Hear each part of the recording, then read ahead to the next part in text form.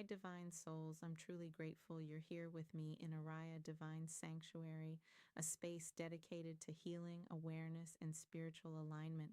If this video has appeared in your life today, trust that there may be a message here meant specifically for you. If the words shared here resonate with your spirit, I encourage you to like, share, comment, and subscribe so we can continue building a community centered around truth, healing, and higher consciousness.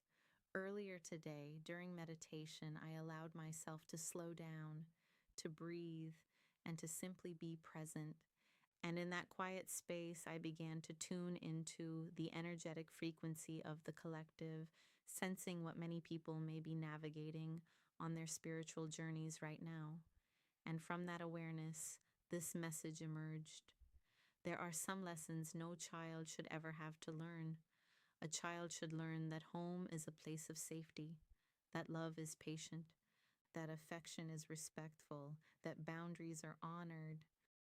But for many survivors of emotional abuse, physical abuse, neglect, or childhood sexual abuse, those lessons were interrupted. Instead of learning safety, the body learned vigilance. Instead of learning trust, it learned protection. Instead of learning secure attachment, it learned survival. And the remarkable thing is this: your body was doing exactly what it was designed to do. It adapted. Psychologists often describe trauma as something that affects not only our memories, but also our nervous system. When a child grows up in an environment that feels unsafe, the brain and body become highly attuned to potential danger. These adaptations can continue into adulthood even after the danger has passed. That's why some survivors may find themselves drawn to familiar relationship patterns, even when those patterns are unhealthy, not because they want to be hurt, but because familiarity can sometimes feel safer than the unknown. This isn't a character flaw, it's a survival response. The good news is that the brain and nervous system are capable of healing through supportive relationships, therapy, healthy coping skills, and for many people, faith. New patterns of safety and trust can be developed over time. Spiritually, I find hope in the book of Psalm 147:3. He heals the brokenhearted and binds up their wounds. Healing is not pretending the wounds never existed. Healing is allowing those wounds to stop controlling your future. So, what does that healing look like? 1. Recognize survival responses without judging yourself. If you notice yourself people pleasing, avoiding closeness, becoming anxious in relationships, or confusing intensity with intimacy, pause with compassion rather than criticism. Ask, what is my nervous system trying to protect me from? 2. Learn what safe love looks like. Healthy love doesn't require fear. It doesn't demand silence. It doesn't ignore your boundaries. Healthy love is consistent, respectful, accountable, and patient. At first, that kind of love may even feel unfamiliar. That's okay. Healing often feels unfamiliar before it feels comfortable. 3. Rebuild trust. Slowly, you don't have to trust everyone immediately.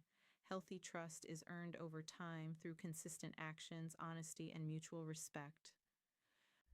4. Care for both your mind and body. Healing isn't only intellectual.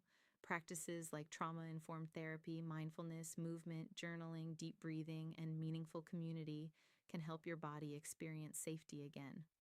5. Release the shame. What happened to you is not the measure of your worth. Trauma may explain some of your patterns. It does not define your identity. Your story is bigger than your survival. And here's what I want to leave you with today. The fact that your body learned survival first does not mean it can never learn peace. The fact that your earliest experiences were painful does not mean your future relationships have to repeat the past. Healing takes time. Sometimes it's 2 steps forward and 1 step back, but every healthy boundary, Every act of self compassion, every safe relationship, every moment you choose truth over shame is evidence that you're no longer living only to survive. You're learning how to live. You're learning how to receive love. You're learning how to trust. And perhaps for the first time, you're discovering that real love doesn't ask you to abandon yourself, it invites you to become whole. Divine souls, thank you for stepping into Oriah Divine Sanctuary.